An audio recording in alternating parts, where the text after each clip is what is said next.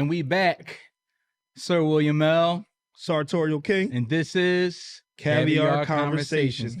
Oh my God. Yo, you just went up. He just went up. Did the stock rise?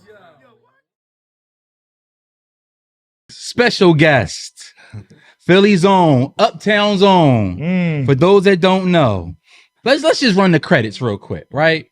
Let's see. Music, 7th Streeter, Chris Brown, Trey Songz, Lucky Day, Mac Wiles, Justin Timberlake.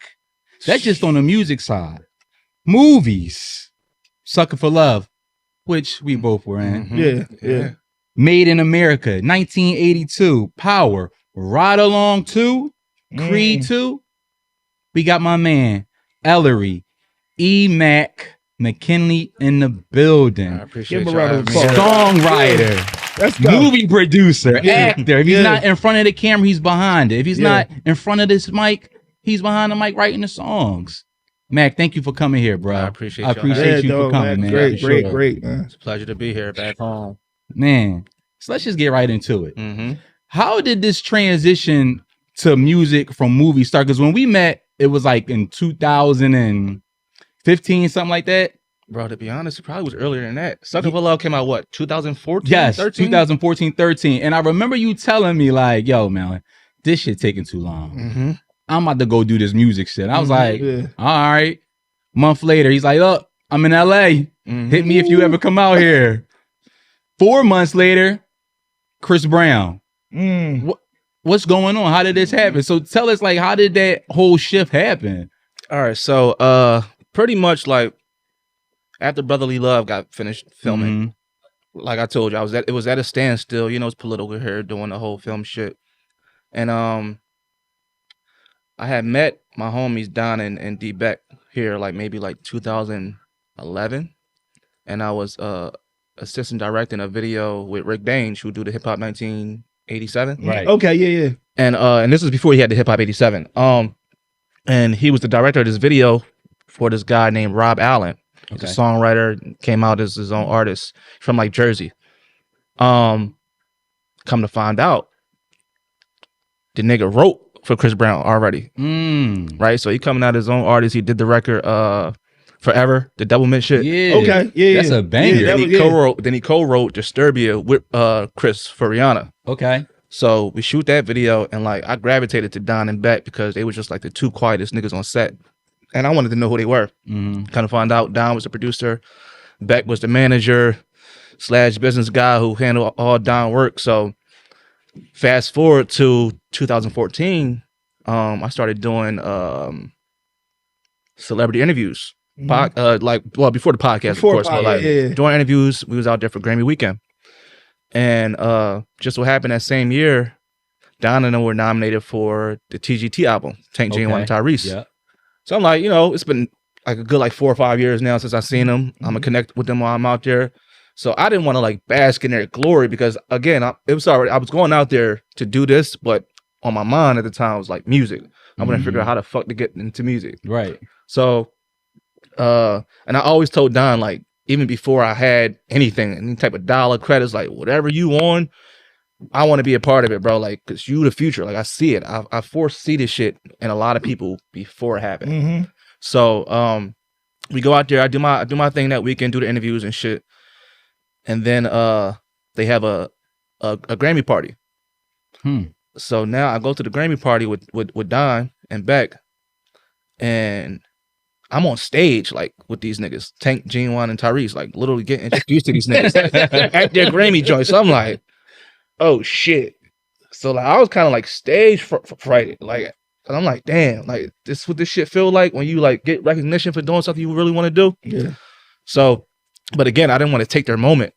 So you know, I'm enjoying the night. I go back home to Philly, and I'm like, all right, if I don't never do this now, it's never gonna happen. Yeah, you gotta go. So you said to yourself, if I'm going to do it, it has to be now. It got to be now, because I held LA off for so long and doing the music for so long because of and not so much you, but you know how you said you like I told you I did music. You was like, okay. It was more so that with a lot of people, it was just more so like, yeah, all right, nigga, like you do film, you don't. You don't do this shit. Just to be clear, I was never like. But that's what I said. He was never like that. Definitely never like that. But I had a lot of that in my head, and even nobody never said it to me, I just thought it. Right. So I came home, let 2 weeks go by. I just reached out to Don like, yo, bro, I really want to do this music thing. I really don't know how to get in the door. Like, but whatever you a part of, I want to be involved. Part of that, yeah. So he started working with Chris heavily around 2014, 15 maybe. Yeah. 13 maybe, because we started like submitting projects for, what is that album with Tyga?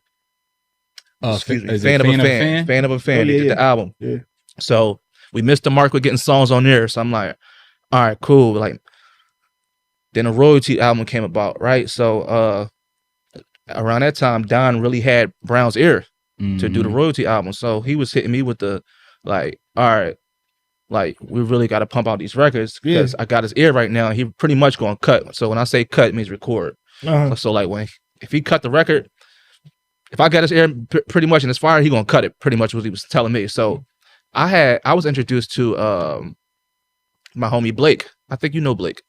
It sounds familiar. Blake Winters. Okay. And I just made a post on Instagram like, yo, I'm looking for songwriters, producers, blah, blah, blah, working on projects. Like, I'm really not tied into the projects, but I got like the connect to the project. So I'm like, let's figure it out.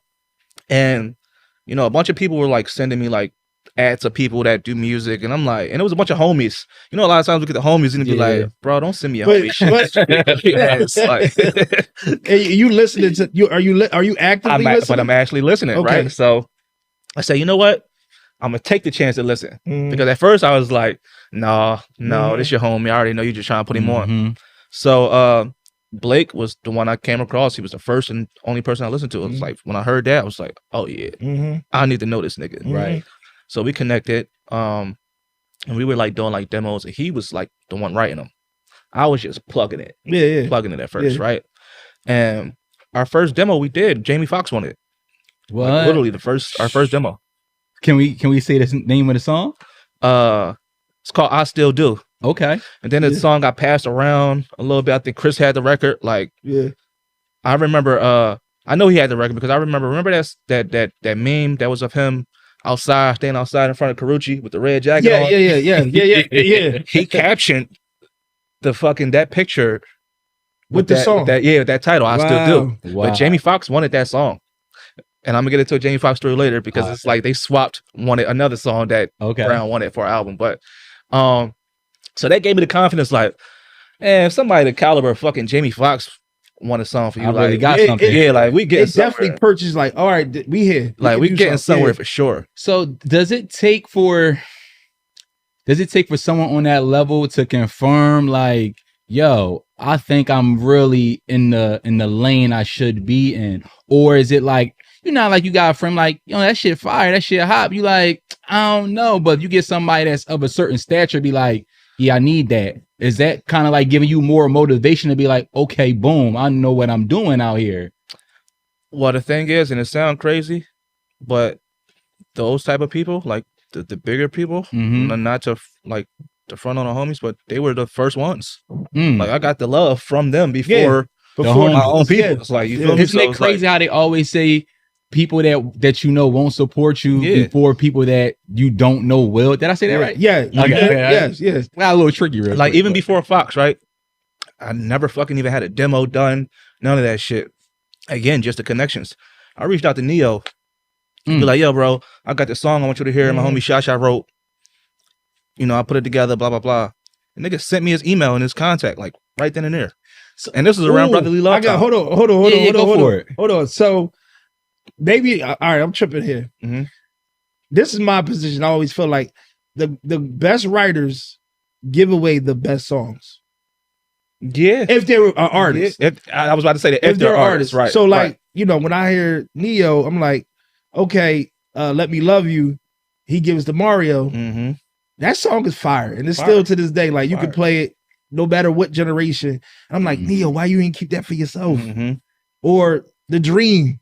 Yeah, The Dream. He already know Dream is one of my favorites. It's like, yo, Dream, you giving away heat. But you know, with people that caliber, it's so many.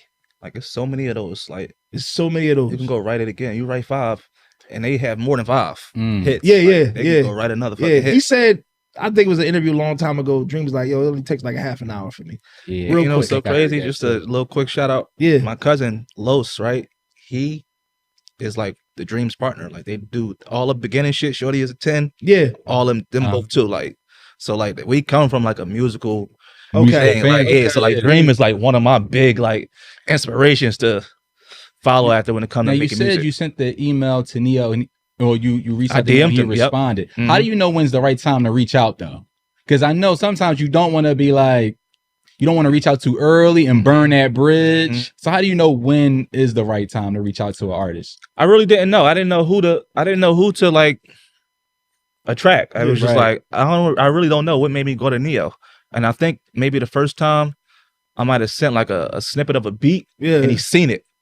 I'm like, okay, we're getting progression. Yeah. Like it's never a no with me. Like if Yeah. like if an artist likes something like and they just left it on scene, but they like it.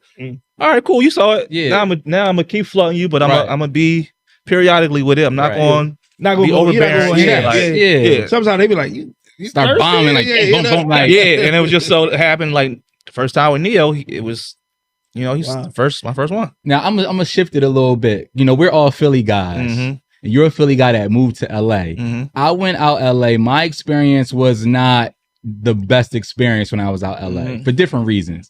How was it for you transitioning from the East Coast to the West Coast? Different time, different environment, different food, spread out. different women. You know what I'm saying? No real family like that. You know what I mean? So how was it for you? Yeah, man. So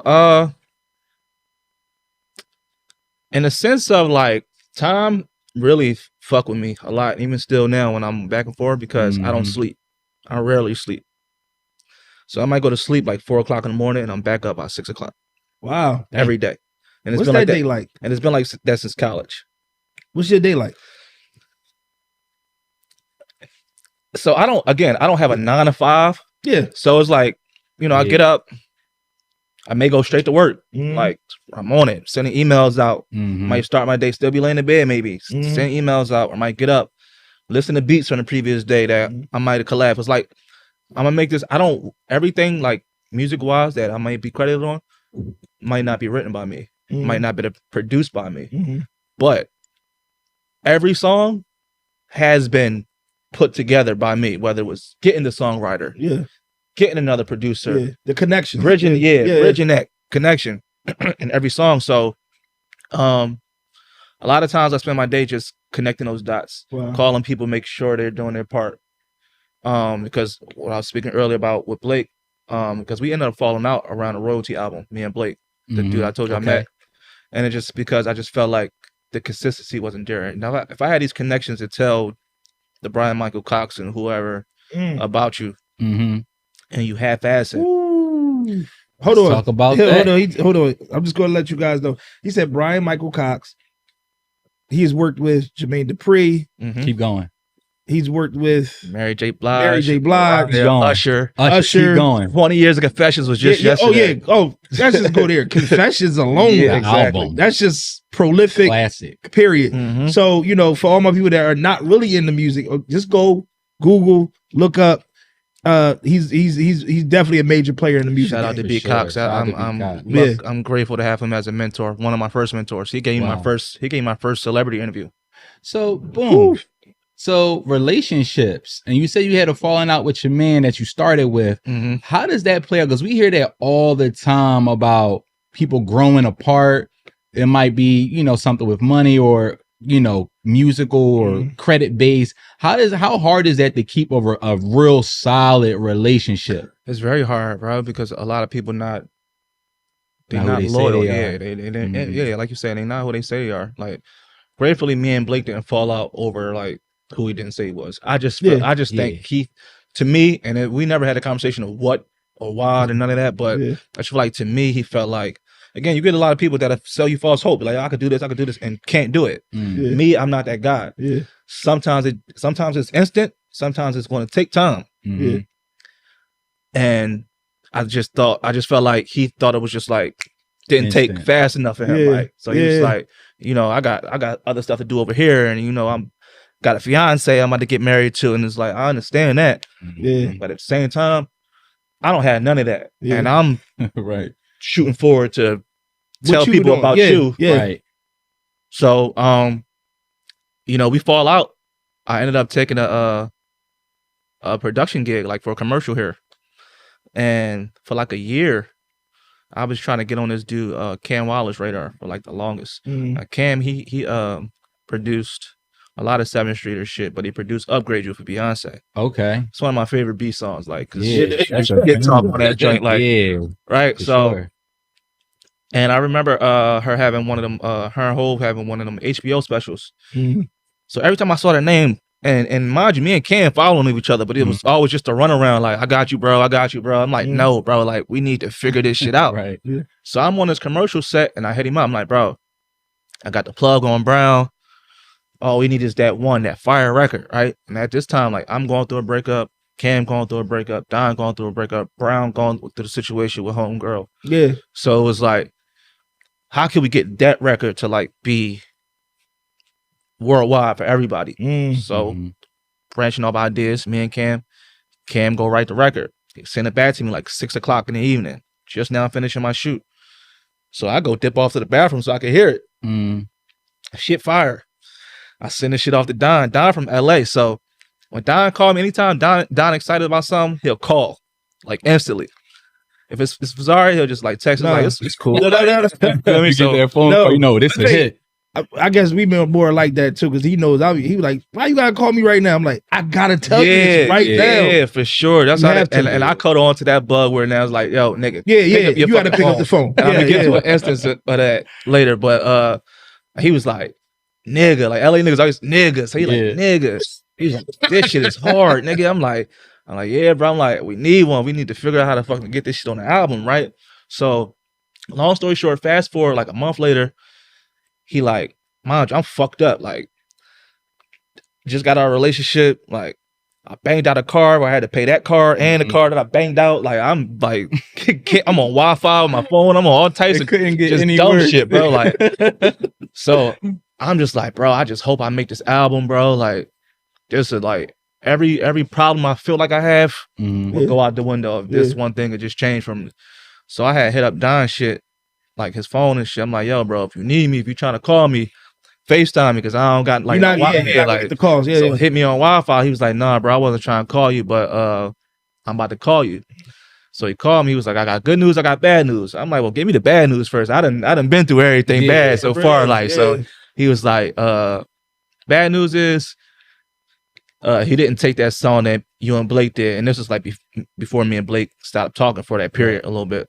He was like, "But the good news is No Exit." No Exit was a song Cam did that was on Heartbreak on the Full Moon. He was like, "No Exit on the album." So I lost my shit. That was a heavy album, first of all. Very fucking heavy. Heavy album, a lot of content. Like, what was it?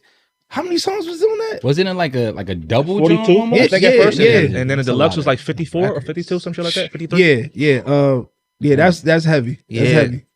But like I said, this is still the royalty process. This is the album before Heartbreak, right? So fast forward to the album, coming out. You know how the artists, they post a track list and all that shit. Yeah. So he posts a track list, and I don't see No Exit, right? I'm already get to telling people like, "Yo, I'm on this album." Like, this shit, like, look out for my record. This shit about to change, right? So then I'm getting like calls around from like the camp. They camp like, "Well, it's gonna be on like the deluxe," or then the deluxe came, wasn't on deluxe. And before the deluxe, it was like it's supposed to be like on FYE version because they give you like 2 additional bonus songs or some shit like that. Oh, see, I ain't Hold on, thank you. I'm glad you said that. FYE, which was the CD store, which it don't exist anymore. None of these stores, the Sam Goodies, the FYEs, and you already know, in our age bracket, we actually went and lined up for the CD and bought the actual. CD. Opened it up, looked at the credits to see who wrote it, who got the publishing. That's what I love. The lyrics, that was a real time. That's what I loved about like music. now, it's just like, oh, I just see the song. And I'm downloading it on my Apple or whatever, or my Spotify, whatever. Facts. But that time, it was like you actually had to have a connection with the artist. Like, I want to go buy that. I want to stand in line. That's not even talking about when you actually got your poster signed from the artist, from an in-store But even situation. back in the day with the lyrics in the book, Right. Like, The lyrics. Come on. bro, that's what I used to watch. That's what I used to look at as a kid. I don't know why, because I was never like interested in music as Yeah. far as like doing it. Yeah. But every time I get a favorite album, I used to just look at the lyrics and the credits of who was on shit. Yeah. So with the landscape of music changing now, like, do you ever like be like, man, I don't even want to hear this shit no more? Oh yeah. Because it's a different sonically, it's just different now. It depends on who it is. Like I don't listen to the radio, Okay, so I can't tell you.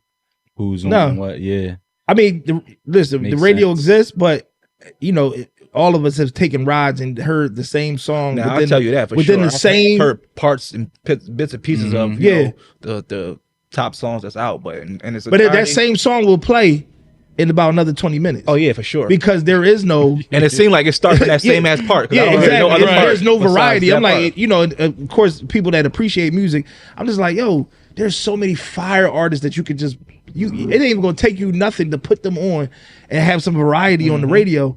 But now it's just like, oh, all right, I just heard that 20 minutes ago, and I'm only 3 X's back down. Like, yeah, it's hard. It's bad when you I don't want to say spectator, like when you like on the outside, like Yeah. when you just the consumer. Yeah. But it's fucking great. you When like you know it's one of your songs. yeah, like oh, my song going right now. Like, yeah. Spin that joint again. So just to get past this story. So long story short, No Exit ended up not making the royalty album, the one where he had his daughter on the cover. Yeah, yes. And because I went down FYE.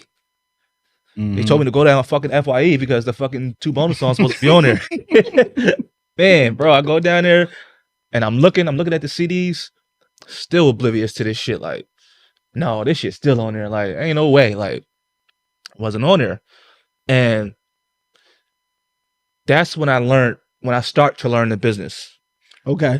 Let's talk Yeah, about that's good. Let's go. Yeah, that's when I started to learn the business because I'm like, me again as a consumer, as a fan of these different people, and it's like, I'm thinking like, all right, just because he recorded it, it's going to be on the album. And especially Brown, he records fucking million songs just for one project and narrow it down to however many he going to do. And I didn't understand that.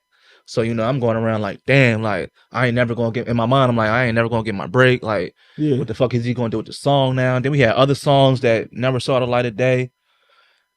And then, like, what changed was To My Bed. I don't even know how I got this record. Excuse me. I'm lying. I do know how I got the record. So my little bro Meech, cousin, Jay was the one who sent me the record, but Meech co-wrote the record, right? Okay. I don't know Jay from McKinney Paint. He just know that I got the connections and I met with Brown, blah, blah, blah. And I had sent it to my brother Spice. Spice loved it. I knew what it was going to be. I knew the shit was going to be crazy, right? So I remember they asked for like the sessions to record the record, and Meech didn't have the files. He said his computer crashed. Bro, the nigga was not going to do, he wasn't going to get up to go to the studio to re-record it. The computer crashed. Bro. And he wasn't going to re-record it? He said if it wasn't for that chick whoever he was with, to tell this nigga get out the bed and go to the studio and record it, he would have never. That would have.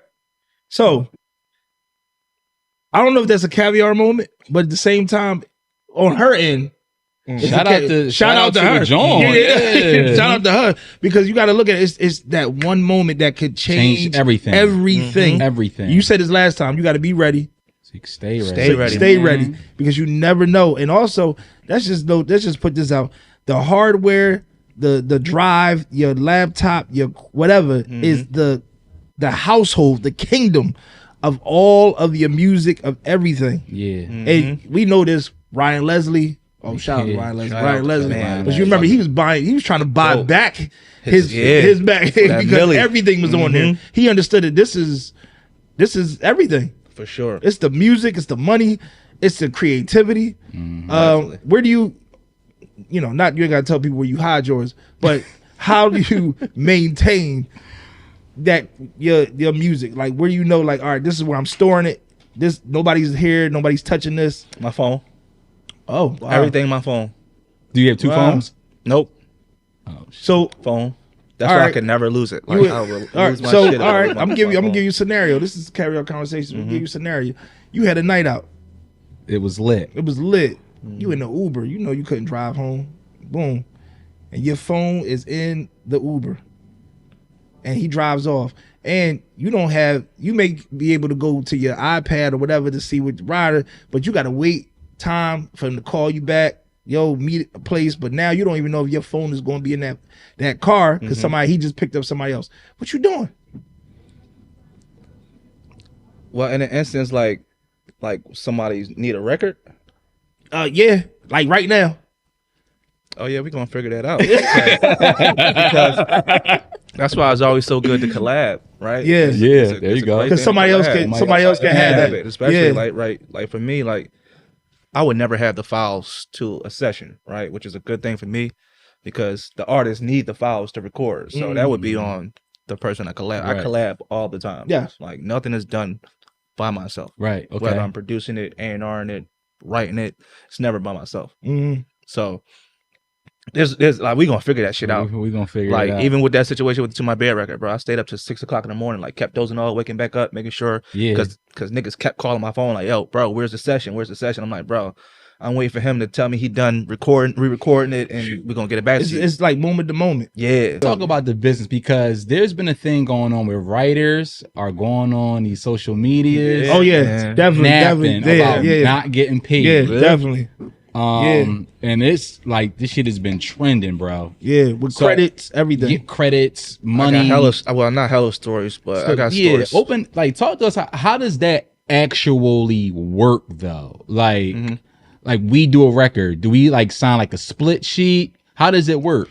So a lot of people like to do the split sheet before a song is even done to try to put some guidelines. Yeah, but it's like we really don't know because the artists get a percentage of whatever the fuck you do, Right. no matter what it is. So let's say, for example, we do a record on Brown. Brown's gonna want at least like between 10 and 20%. There's a 50% split on the writer side. It's a 50% split on the producer side. So let's just say we ain't on the writer side, we on the producer side. Me, you, and Will, we the one who co-produced the record, right? Just us three. So we got to bust down that 50%. That's at least like 16 point something, like 25 a piece of some old cool shit like that, Okay. right? Like the Warm Embrace record for Chris. And this was where it goes into like sampling, right? So we did an interpolation of Guy, Let's Chill on Warm Embrace. Oh, yeah. Right, Vito. Super dope song all time. Vito wrote that record, right? And we had to give people credit. Teddy Riley, Bernard Bell, and Bernard Bell. Philly? Yep. Yeah. Yep. No. No. It's not Philly. No. He's Parker. That's Parker. Yeah. Sorry, my bad. He passed though, like the year Warm Embrace came out. Yeah. And Keith Sweat, because they wrote the Let's Chill record, right? Yeah. I didn't know Keith Sweat was on that. Sweat is on He wrote that it. joint. He wrote the I Let's did Chill. not know that. Yeah. That's a Caviar. That's a Caviar moment. Yeah. Keith Sweat wrote that. joint. wrote that. Yep. Now you know what I would have thought. I would have thought that was all. I know Teddy produces. Yeah, heavy, yeah, for sure. But you would have thought like, Teddy. Yep. I definitely knew it wasn't Aaron Hall. Wow. But Oh yeah. Aaron ain't get no pub Aaron on ain't that. get no I'm crying. But listen, right? So imagine that. Imagine already we got an interpolation where we got to bust down 25% of the 50 to those three people. So they got to bust down. So I think it was like Keith and Teddy got the most, and I think Bernard Bell got whatever that split was. But I know it's 25. yeah. And then Brown already got to get 20. So that's 45. Which means the producer now comes down off his 50%, especially when he's the only one that produced it. He got to get he got to get the remaining. No, he don't got to get the remaining because look, right? His 50 is fine. Oh, so he's secure. He's secure. That's the producer side. The writer side, Brown already took 20. Right. But the other writers got to work that out. The Keith Sweat and them took 25. That's 45% of the 50 already. So it's 5%, which means the producer got to come in and come down off his 50%. Yeah. Right? Then Vito want 20 because he wrote it. You got to add in the people that play their part in the record, get them percentage out of 100% though. You feel me? And already, hands in that pot. and it's already A lot of 45, 55% of it hands. going. You feel A me? lot of hands. So yeah, it can get tricky. it can definitely get tricky. And Studio wise, uh-huh. like how many are we having in studio sessions versus you they give you the project, they give you the tone, you can hear it, I've never, or you just like sitting in the studio, you know. And that's another thing I was going to say, like, you know, a lot of people say, oh, I was in the studio with such and such. I'm like, yeah, exactly. Right. Were you really in the studio? Or did he just sing the vocals? That gets to my point. He was in Belgium, yeah, and he sent it. Right. He on tour.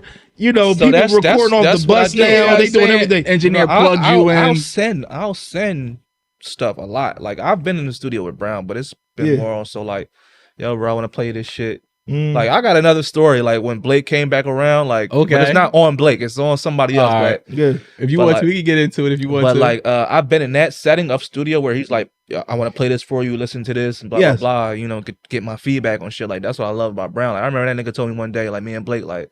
He was like, bro, man, y'all niggas dope as shit, man. I want y'all niggas to be better than me. And I'm looking like, bro, how the fuck we gonna be better than you? Like, what?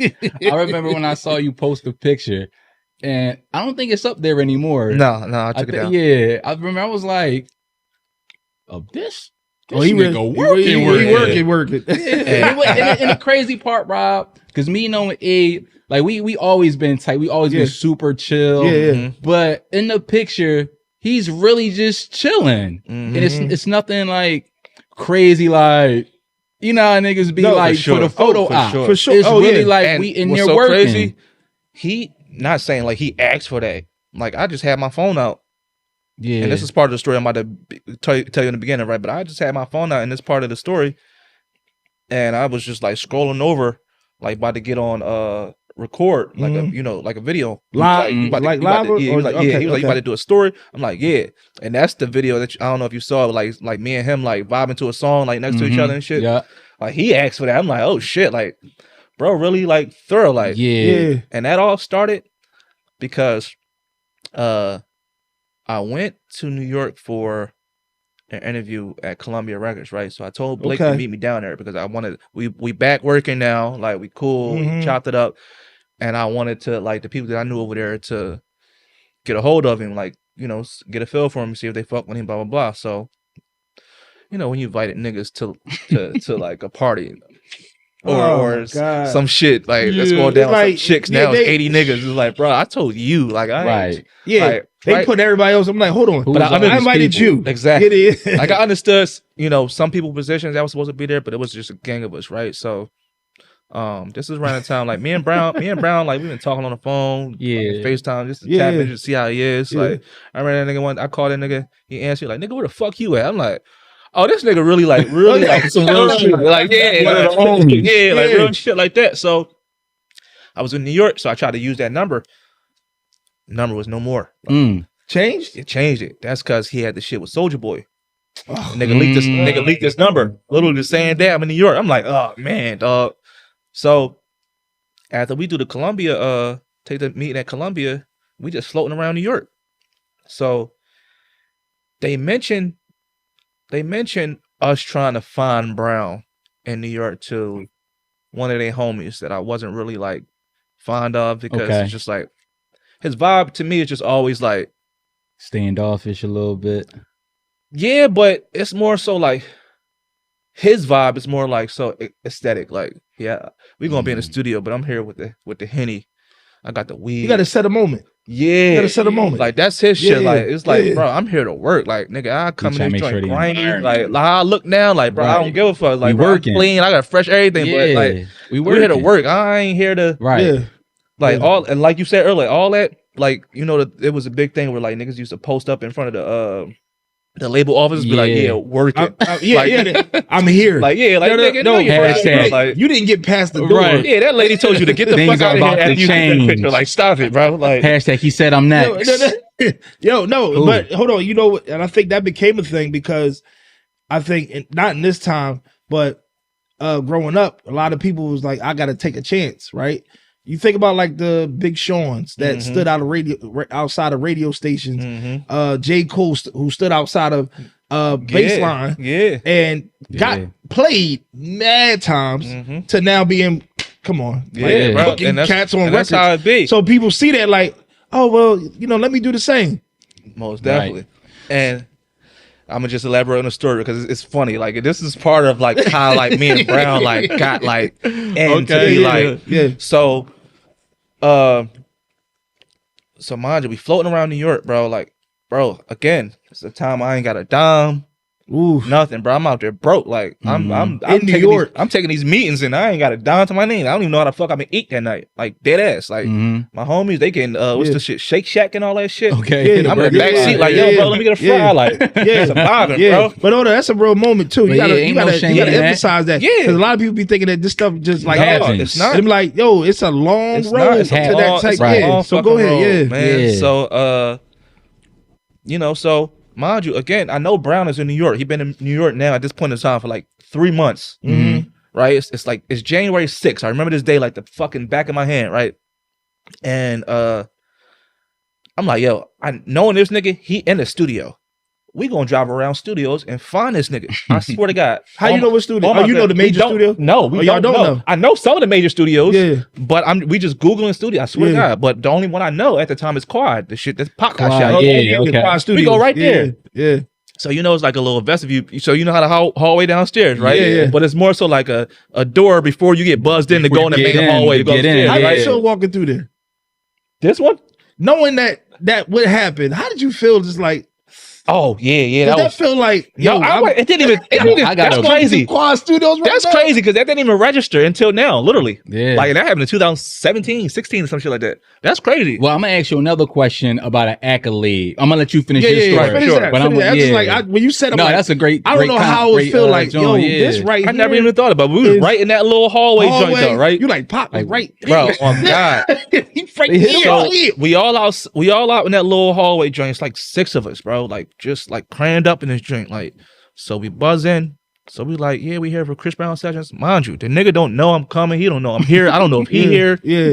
You on some pop up. Real shit. Like, so he like, so she like, yeah, I don't think there's no Chris Brown sessions here. Let me check. Go check for me. She go check. She come back. She know though. So she like, yeah, you might want to go check such and such studio. It was it's Prince Wonder Studio. I can't remember the name of it, right? So just keep that in mind. So we go there. Same ass setup. We all in a little vestibule part, just chilling, buzzing. Girl, she like, I'm like, we here for a Chris Brown session, whatever, right? She like, first she say it ain't no Chris Brown sessions here. So now they could see us like from upstairs on the camera and everything, right? Yeah, they know who's coming in the building. Exactly. Okay. So she was like, wait, hold on. Let me go check for you, right? So in my mind, I'm not giving no energy like that this may be it or it might not be it. I'm just like, okay, cool. Like I feel like we in, this gotta be it. So she come back. So she like, yeah, you might want to go check Quad. I'm like, we just left Quad. They told us to come here, right? Back and forth. And I hate the back and forth. I hate it. I hate it.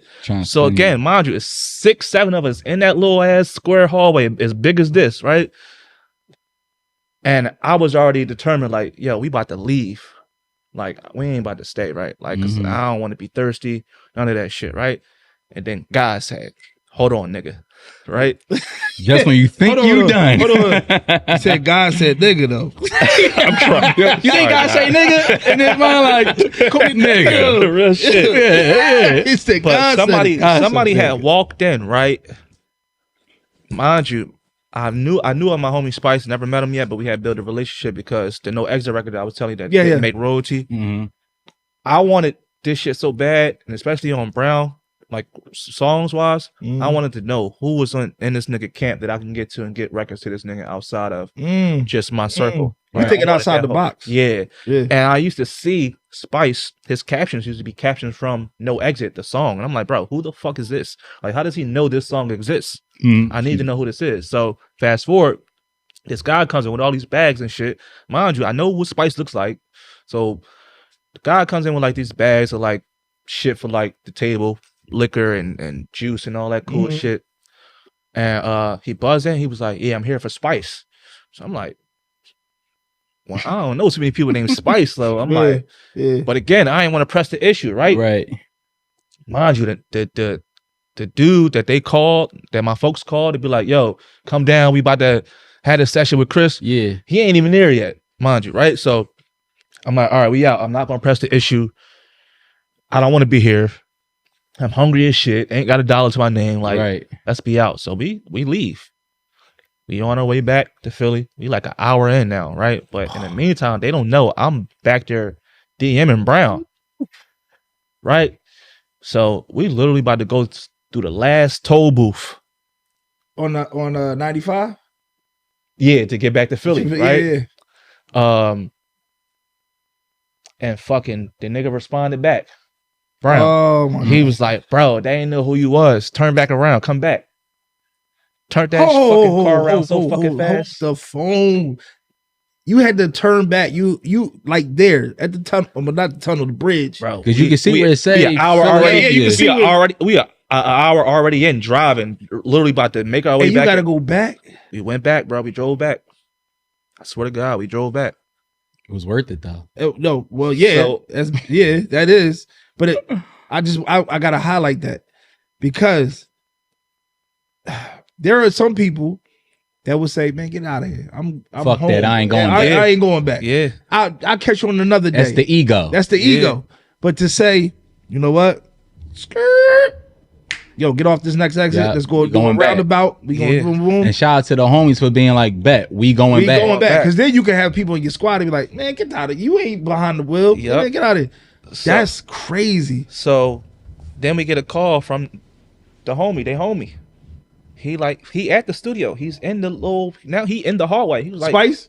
no. Oh, not no. Spice. Okay, all The right. nigga all that right. they called was like, yo, Oh, get yeah, down at the aesthetic ass nigga, right? Okay. So he like, yeah, bro. He was like, I told him we here for an EMac session. I'm like, bro, why the fuck did you tell him my name? They don't even know I'm coming. Like, Mm-hmm. this is just all some like humbug shit, but I know Brown and I know the type of heart he is. Yeah. He got, if he see me, he gonna Yeah. embrace it. Yeah. Wow. So the nigga telling me to come back, telling us to come back. Like, nigga, you ain't got no parts in this, bro. Like, so long story short, we get there. One of his security guards was like, we can't let everybody up, only you. So I go up Okay. there. Okay. Sit in the car. Yeah. So they go across the street to like a bar or some shit or Yeah, whatever, yeah. right? Kill So time. my homie Mike, real close to Blake, like his manager brother. It's my dog. He like, yo, bro. He was selfless, like, yo, you ain't gotta worry about us. Just try to get Blake upstairs or whatever. So I'm like, matter of fact, did Mike goes with us the first time?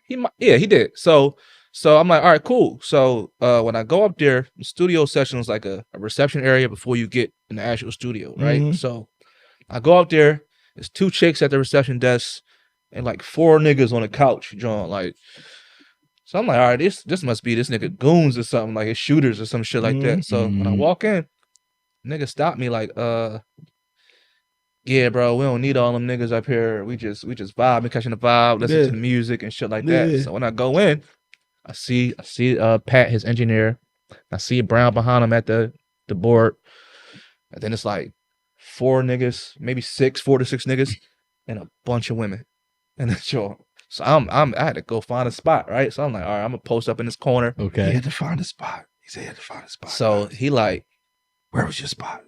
and my shit was all the way back in the corner. by the treats. I saw the effing vodka and the sour, because mind you, I ain't eat all day. Oh. Didn't I tell you what? Let's say you was in the film. I'm like, listen, you find a spot, play the wall, and just I chill. know. Yeah, he every did find a spot, spot bro. yesterday. Find a spot, play the wall. Bro, I saw sour. It was Doritos, Sour Patches, effing vodka. This could have been, you know how artists, artists have writers, Yeah, like magnanimous writers, like, yo, for real, you need this to perform and have a. well, no, Whatever. it wasn't even that. It was just a vibe. It was like just a a vibe. studio session where you just Effing listen to vodka the- was in there. Yeah, yep, that's what I wait, saw. we've been talking a lot about Chris Brown, but you work with a lot of other artists. Yeah. Yeah. Trey Songz, Yep. 7th Streeter, Mac Wiles, Lucky Day. I fucks with Lucky Lucky Day. Yeah. If Lucky any, my dog. Lucky Day of vibe. Yeah, Lucky Day. And if vibe. anybody don't know about Mac Wilds, Tristan. Tristan. I know. He from Staten Island. Yep. Staten Island. He was on The Wire. He was also one of my first interviews that I did when I took that break Yeah, from filming. I've met him before. He was cool. Like he seemed like he a cool dude. He was a cool dude. Yeah, he was a cool dude. Lucky. And I ran into him in Soho in like a little ducky spot, restaurant, and he was like, he actually had a conversation like, dude, like in my mind, like, man, you was on The Wire, dog, like, and probably one of the best characters ever on The Wire. I hope they ain't locked out downstairs. I'm crying. He what? I said, I hope my folks ain't locked out downstairs. Oh yeah, no, but no.